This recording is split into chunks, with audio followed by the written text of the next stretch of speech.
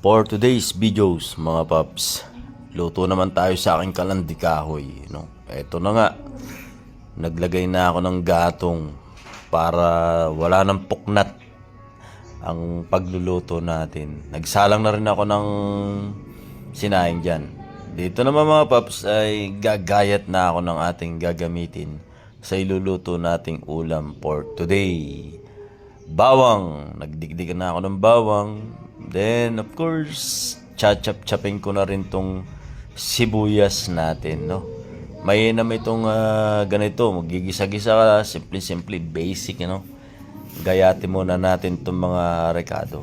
Siyempre, pagka ikaw ay magluluto ba, para hindi ka nagmamadali palagi, unang-una natin ginagawa, i-prepare yung ating mga gagamitin dito sa lamesa.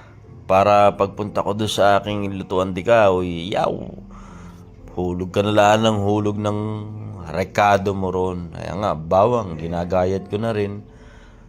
Tapos, siyempre, kulang ang ginisa mo kapag ka walang kamatis, di ba?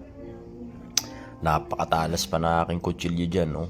Kita niyo naman, Pops. Oops! Kainam, no?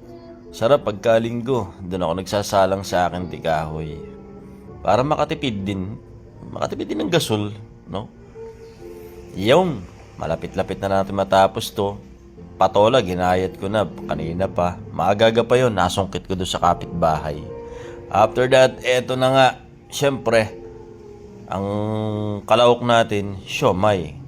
Ang problema ko dyan, frozen. Pero simple lang yan. Pakulo tayo ng tubig. Lagyan natin ng steamer. Yan, mga paps. Siyempre, salang natin. Steam ko lang dyan ang bagyan. Mga ilang minuto lang. Hindi magtatagal. Luto na rin yung siomay. Para hindi ka na rin mahihirapan nung paghiwa-hiwalay mo mamaya siya. Checkin natin, no? Diba? Kain ng dikahoy ko. Lalaki ng tipak, no? Salang na rin ako ng kawali. Nilagyan ko na ng mantika. Standby na. Sinaing ko dyan, mga paps. Luto na rin. Wala. Ano pang gagawin ko dyan? Kundi salang ko na rin ng yung ulam natin, no? Yung ating in-steam na siomay. Wala. Yan. Maghiwa-hiwalay na siya ng bagya dyan. Perfect. Sabi nga nila, steam muna natin yan. Para luto na. Now, dito naman mga paps, diretso na to, no? Sasalang ko na rito yung ating mga hinihiwa-hiwa kanina. Wala namang gano'ng rekado. Sibuyas, bawang, kamatis lang. Gisa-gisa lang ba, no? Yung, halu-haluin ko lang ng konti dyan. Para lumasa yung aroma ng sibuyas at saka ng bawang.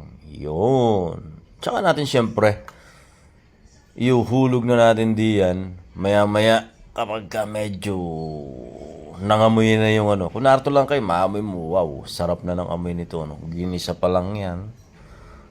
Heto na po yung ating patola. Manamis-namis. Sigurado ito. Kasi fresh na ito nung makakuha ko eh. No? Muntik pa nga akong mahuli nung kapitbahay ko. Sinikwat ko yung patola na yan. Yung nag-iisang haba lang yan. Pero ari mo na yan. Virgic na. Ika nga. Pwede na yan. Then, eto na nga mga paps, luto na rin si siomay ko at naghiwa-hiwalay na siya.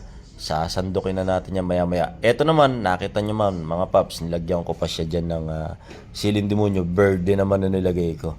Berde, para magkaroon siya ng lasang peppery ba. Hindi yung para umangang. Hindi ko siya hiniwa dyan para kumatas yung angang, hindi.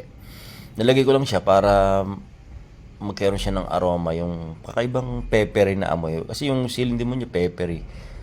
Yan, nilalagay ko na rin si siomay natin na na-steam. Favorite nito ng mga bata. Alam niyo ng mga bata, no? Para hindi lang palaging sausawan, toyo, suka, ganun ba? No? Lagyan natin ng panibagong twist, mga paps. You know, nahalo-halo ko na sila dyan. Sama-sama na yung ating mga main ingredients dyan. Main ingredients, meron pang isa syempre. Makita nyo mamaya ang ating inilalahok na rekado pa dyan. Yan. Yung ating isalang na pakulong tubig, mga paps, diretso na, di ba? Kainan pagka yung kalandikaw mo mahaba, largo, ang dami mo may pwedeng isalang. Sinaing, pakulo ka ng tubig, yung ulam mo, nadidiyan na rin. Wala, ano pang aantay natin dyan? Siyempre, titimplahan ko na yan ng patis. Hindi ako na gumamit ngayon dyan ng asin dahil alam ko naman, yung siomay, may timplado na yan. Palalasahin lang natin ng konti para lumabas yung lasa pa. Then of course, ang walang kamatayang pampalasa, yung tinatawag nating silver powder. Wow, silver powder, betchin lang po yun, no? Lagay natin ng konti. Then, siyempre, halo-halo pa uli ng bagya hanggang sa magmix nga uli yung kanilang lasa-lasa niyan. Hanggang sa malanta ng bagya yung ating talong din. Yan. Alright na. Nilahukan ko pa ng 2 siling demonyo. Hindi ko naman sila hinati. Yung pula naman ngayon para lalong tumingkada yung lasa nung pagka-peppery. Masarap kasi yung para may langhap na maangang na hindi mo mawari ba. Kung may paliwanag sa inyo mga paps kung narito lang kayo, amoy na amoy nyo yung lasa nito. Diyan, ilagay ko na rin si miswa. Yan, ang pinaka-star of the day, yung miswa. Para maging madulas-dulas siya habang hinihigop mo yung sabaw o kaya yung siomay by lalo pang maglagkita ng bagya pagka nayulam mo na ito. Masarap ito mga paps. Pwede nyo itry ito sa bahay. Gaya ngayon, syempre, diskarteng Pinoy muna, tipid-tipid sa gasol, sa dikahoy. Ano pa ang inaantay natin dito? Timangan tayon, mangantila, at bibigyan na natin siya ng verdict. Birdie ka na natin ito ngayon mga paps. Birdie ka na, no? Ibig sabihin, tikman na natin. Tikiman blues. Ito yung tinatawag nating kasunod. Ano pa?